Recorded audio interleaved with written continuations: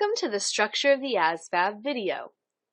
In this video, you'll learn how to differentiate between the two versions of the ASVAB, the computer adaptive test and the paper and pencil version. You'll use this knowledge in your preparation and practice for test day so that you won't encounter any surprises. The paper and pencil version is usually used for the Career Exploration Program, while most enlistees will take a computer test at a military entrance processing station. Talk to your recruiter to see which version and where you'll be taking the exam. The ASVAB is timed, and results are scored in comparison to a group of 18 to 23-year-olds, so the score you receive will be on a curve. Competition is tough, so everything you can do to maximize your score is important. Remember that there are 3 wrong answers and 1 correct answer for every question. There's no second best answer.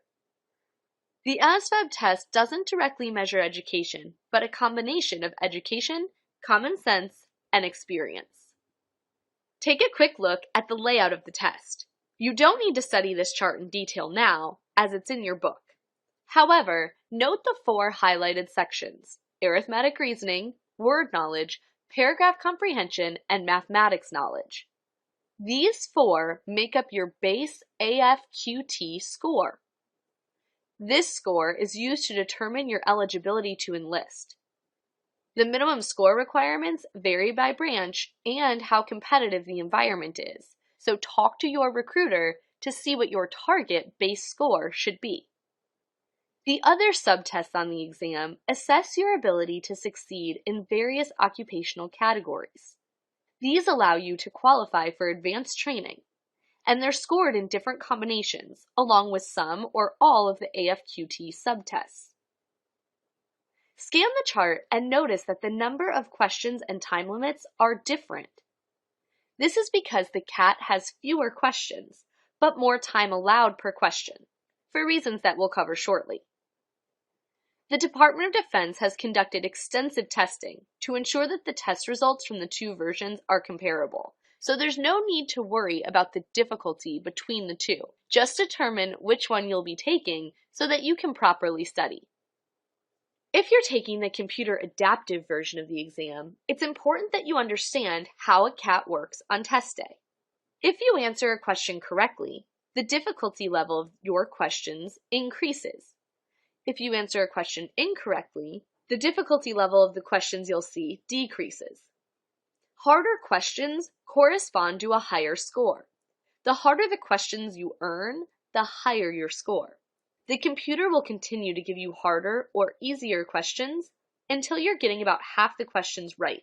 At that point, the CAT figures that it's found your skill level and assigns you a score. Because the computer adaptive format can zero in on your level quickly, it needs fewer questions. There's more time allowed per question on the computer adaptive version so that the test takers who continuously get more and more difficult questions are not penalized. The paper and pencil version has a mix of different level of difficulty questions, so the time allowed is for an average question. Don't be discouraged if questions seem to be getting harder. This may actually be great news, because as you get questions correct, the difficulty level increases. Likewise, don't be discouraged if you feel that you're seeing easy questions towards the end of the exam. This could simply be a product of your preparation and your confidence. If a question seems easy to you, that doesn't mean the difficulty level is easy. With each question you face, focus on the task at hand. Resist the urge to try and judge whether a question is easy or difficult. And don't worry if you expect you're getting some questions wrong. Remember, the CAT design means you may only be getting about half of the questions right near the end and still receive a great score.